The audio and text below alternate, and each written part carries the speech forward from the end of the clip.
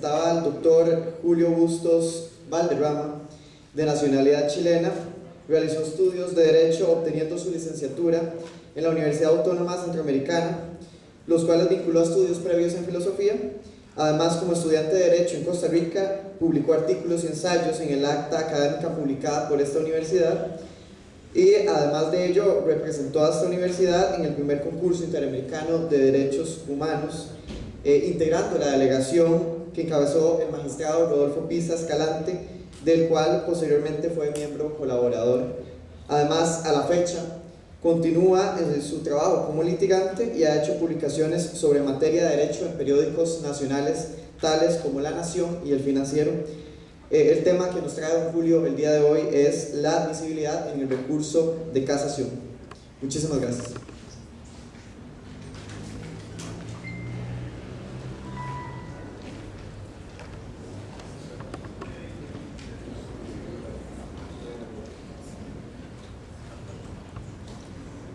Buenas tardes.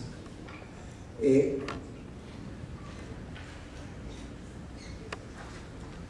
primer lugar, quiero saludar al presidente del Instituto Costarricense de Derecho Procesal Científico, doctor Sergio Artavia, a los expositores y demás participantes del Congreso. Pero principalmente quiero agradecer la oportunidad que se me ha brindado en este momento para poder representar en esta conferencia, para poder representar a los más de 1000 litigantes que públicamente se han llamado ignorantes, faltos de experiencia, esta última por no sentarse a estudiar todos los votos de la tercera, lo que suman 2 calificativos más adicionales a nuestra labor de litigantes. Una es negligente por no haber estudiado los votos de la sala y a la vez irresponsable, ya que hemos cobrado honorarios por fingir, presumo que sin dolo, estar capacitados para plantear ante tribunales un recurso extraordinario de casación sin estar preparados para ello y con una tarifa mínima establecida por el arancel del Colegio de Abogados de 500.000 colones, lo que conlleva la recepción a título de honorarios por los ignorantes de la suma de 578 millones de colones. No sé si ustedes llegan a comprender la magnitud de las aseveraciones que se han hecho. Estas aseveraciones, graves desde luego, y las limitaciones que se establecen con respecto a nosotros como funcionarios públicos, están publicadas en un reportaje en este sentido del periódico La Nación del 7 de marzo de 2014. Contra ellos, los defensores públicos Roberto Miranda Madrigal y Natalia Gamboa Sánchez publicaron en el semanario Universidad el 9 de abril del 2014 un artículo titulado El fracaso de la casación. Por mi parte, publiqué en el periódico La Nación un artículo denominado Ignorancia o denegación de justicia, que dio motivo a la invitación a esta conferencia. A la fecha no he conocido nuevos artículos ni he escuchado, salvo los referidos a la aprobación del octavo, comentarios sobre las afirmaciones y calificativos contra los litigantes. Pero definitivamente tengo que insistir en que la forma en que hemos sido calificados y la manera en que nos ha señalado como ignorantes, incapaces y otros adjetivos que ya he mencionado, necesariamente necesitaban una respuesta. De ahí que reitere mi agradecimiento al Instituto Costarricense de Derecho Procesal Científico, que permita que una de las víctimas comparezca en este caso ante ustedes para decirles: señores, vamos a analizar qué es lo que nos están diciendo y por qué lo están diciendo. En lógica formal, desde el punto de vista de las falacias no formales, es necesario considerar que los calificativos a la labor de nosotros como litigantes corresponden a la falacia señalada como argumentum ad hominem, literalmente argumento dirigido contra el hombre. Es decir, no se ha atacado los errores que hemos cometido, sino que se ha atacado directamente a todos los profesionales como culpables del delito de la ignorancia. Situación bastante importante a analizar y evaluar dentro de una conferencia de este tipo. La famosa falacia del argumentum ad hominem debe ser considerada también en dos aspectos. Primero, en el aspecto ofensivo. Entonces, el aspecto ofensivo es cuando ataca al hombre y no refuta o demuestra la verdad de lo que se afirma. Y divide entonces, y el circunstancial en el que se pretende poner en contradicción a una persona en lo que corresponde a su pericia y su práctica. A los argumentos ad hominem opuse, como frase final de mi comentario publicado en el periódico de La Nación, el viejo adagio medieval latino que dice excusatio non petitia, peccata manifesta, que significa disculpa no pedida, culpa declarada. En el sentido de que se nos está tratando sencillamente como ignorantes, pero no se nos está diciendo por qué somos ignorantes. Entonces hemos sido gratuitamente acusados de ignorantes, pero no se nos ha dicho en qué somos ignorantes. Quiero decirles que vamos a descansar un poquito con respecto al concepto casación. ¿Por qué señalo eso? Porque no es posible abordar desde el punto de vista estrictamente jurídico, como es el caso de la presente conferencia, el problema planteado, sino que debo recurrir a un análisis semiológico del problema, lo que me obliga a hacer una breve referencia a esta ciencia que es diferenciada entre semiótica propiamente dicha, que estudia el signo en general, y semiología, que estudia los signos en la vida social. La semiótica debe ser separada de la llamada teoría de la información y de la comunicología, o ciencia que estudian los sistemas de comunicación dentro de las sociedades humanas, y la hermenéutica o disciplina que se encarga de la interpretación de los textos. La peculiaridad del enfoque semiológico responde al siguiente interrogante: ¿qué significan determinados signos en una sociedad? En este caso, una imagen, un conjunto de palabras, un gesto, unas aseveraciones publicadas en la prensa, y cómo actúan en su beneficio o en su perjuicio. Es decir, se ha definido la semiótica como la ciencia que estudia todos los sistemas de signos en general, incluyendo el lenguaje humano, determinando que el signo lingüístico es comprendido como la asociación más importante en la comunicación humana. Por otra parte, la semiótica puede entenderse también como una de las ciencias sociales que analiza el comportamiento y funcionamiento del pensamiento y busca una explicación de cómo el ser humano interpreta el contexto y el entorno social, y donde crea conocimiento y aprendizaje en base a su experiencia y la comparte. La semiótica es una ciencia nueva, nos acabamos un poquito de lo que es el derecho. Tiene distintas ramas y entre ellas podemos mencionar, por ejemplo, la semiología clínica, que es el estudio de los signos naturales a través de los cuales se manifiesta la enfermedad. La zoosemiótica para la comunicación animal, la cibernética para la comunicación de las máquinas, la biónica para la comunicación de las células vivas, la biosemiótica y la semiótica computacional. Como ven, es una ciencia que lamentablemente se encuentra bastante desconocida en Costa Rica, pero que se nos hace indispensable para poder decir o mejor comprender lo que pretendo exponer en este momento. Voy a recurrir a un símil retórico, que se hace indispensable en este caso. Y voy a vincular la situación planteada con lo expuesto con respecto a la semiótica médica, una de las ramas de la semiótica que estudia y clasifica la tipología de sistemas que ayuda o más bien permite determinar qué enfermedad se padece.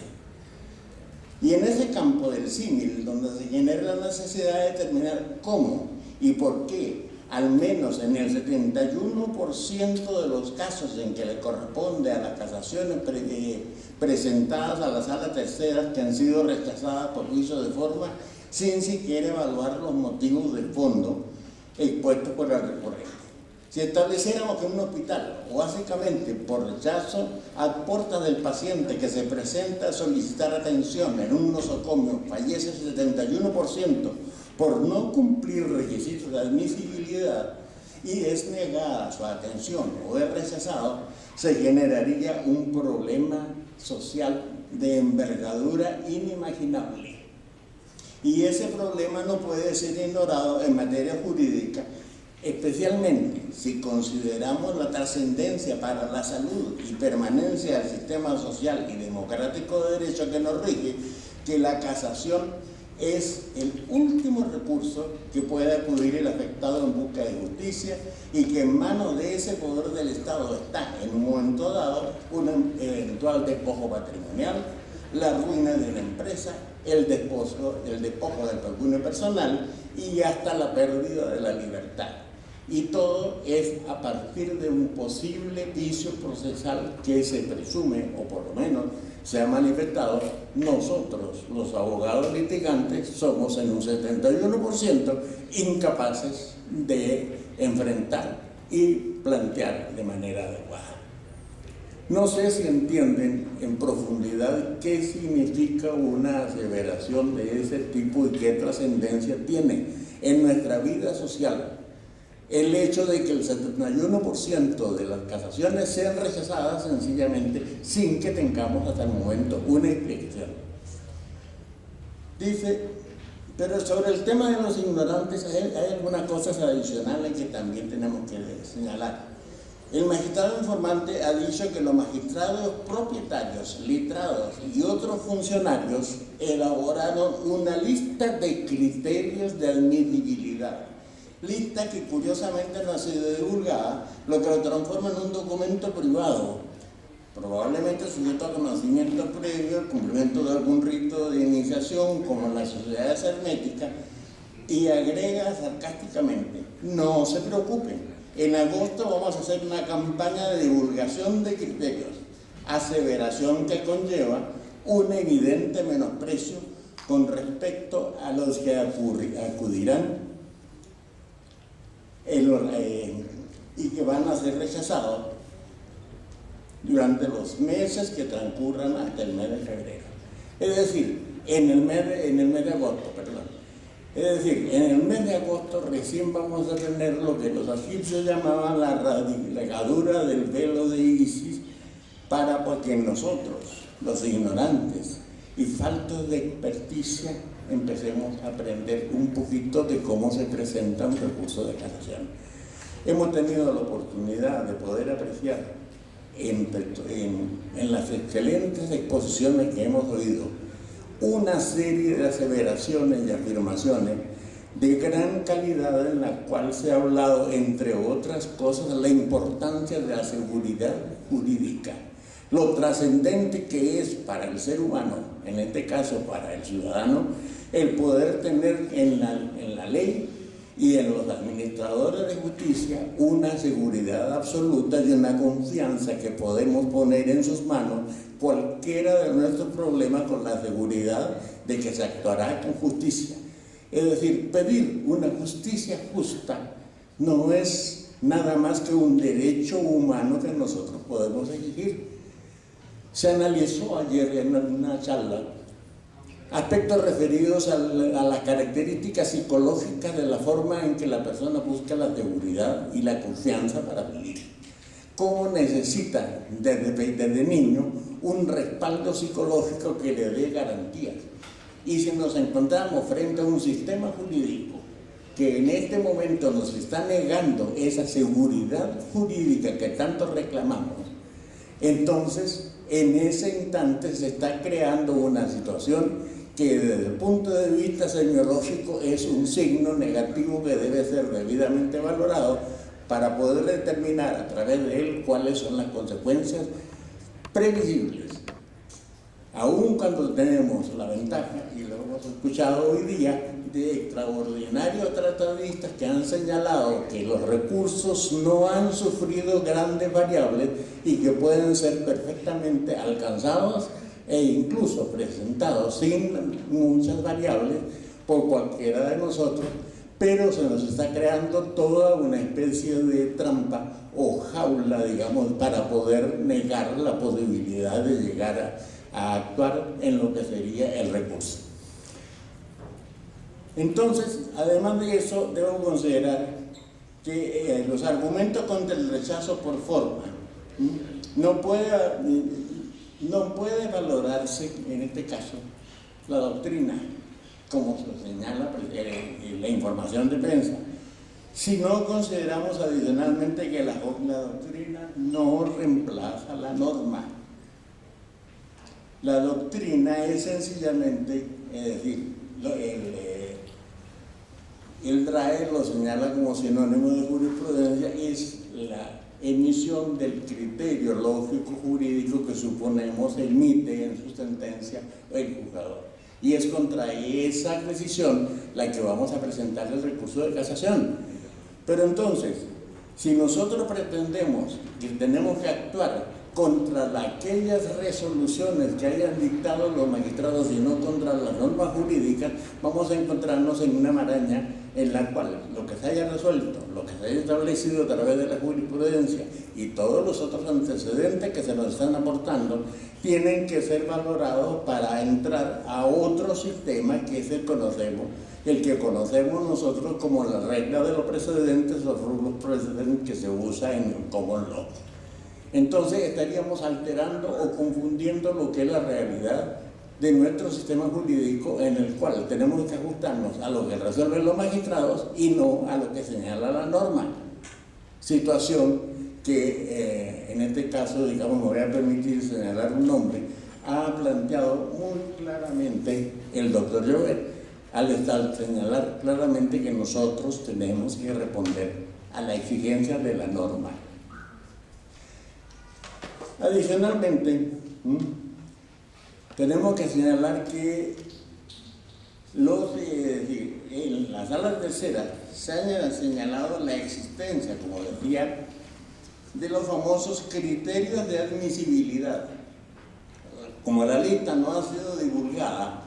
considero que en estos momentos, es decir, el Instituto Costarricense de Derecho Procesal Científico y el Colegio de Abogados debieran exigir la publicación inmediata en la página web de cuáles son ese famoso coladero que han establecido los funcionarios de la sala tercera para impedir si se le dé adecuado curso a lo que es una instancia establecida legalmente como mecanismo de defensa. En el caso contrario, estamos enfrentando en forma definitiva lo que es denegación de justicia. No sé si me han entendido en cuanto a la forma en que quiero conceptualizar el problema, de que no puede decirse que un abogado, un licenciado, no importa en el nivel en que se encuentre, pero si ya ha realizado los estudios, conoce cuál es la técnica que debe aplicar para un recurso de casación, se le tilde de ignorante y no se le diga cuáles son los vicios que tiene. Además de eso, debo señalar que el artículo 15 del Código Procesal Penal fue específicamente modificado para permitir que la persona, frente a un problema de vicio o un vicio de forma, pudiera corregir ese vicio de forma, lo que obliga a considerar la existencia de dos tipos de vicios: aquellos que pueden ser corregidos o vicios relativos, y aquellos que no tienen solución dentro de la problemática jurídica, que serían los vicios absolutos. Si equivocamos la forma en que debemos presentar una casación, sí acepto el término de ignorante, Pero si no equivocamos eso, sino que sencillamente se nos pretende que nos ajustemos a algo que no corresponde a los principios de seguridad jurídica, entonces estamos enfrentando una variable muy especial dentro de lo que es la administración de justicia en Costa Rica. Reitero mi agradecimiento al instituto por la oportunidad que he tenido de decir de que los litigantes no estamos en contra, ni somos los ignorantes que ellos presumen, pero que es indispensable de que de una vez por todas no pretenda mantenerse el monopolio que se ha sustentado hasta ahora con respecto a lo que es la administración de justicia. La administración de justicia debe ser una instancia abierta,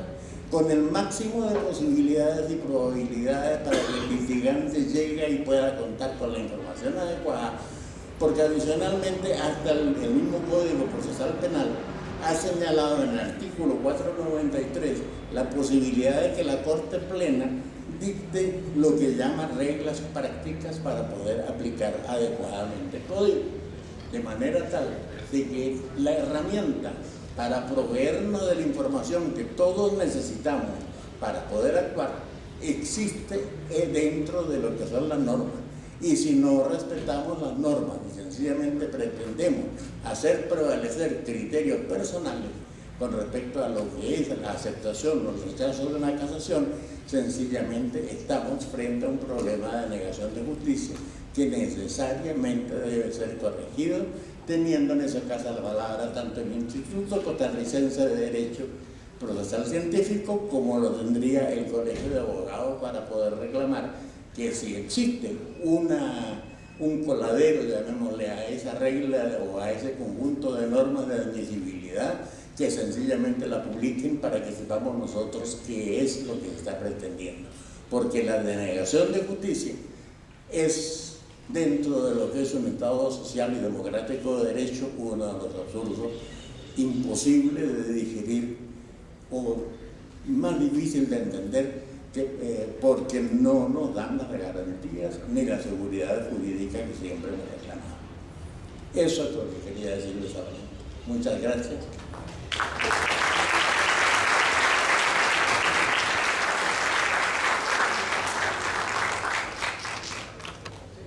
Muy bien, no sé si tenemos alguna consulta de parte del público. Muy bien, no hay. Bueno, pasaríamos entonces, en este caso, al coffee break y regresaríamos nuevamente para el segundo bloque en donde estaría Michelle Tarufo. Muchísimas gracias.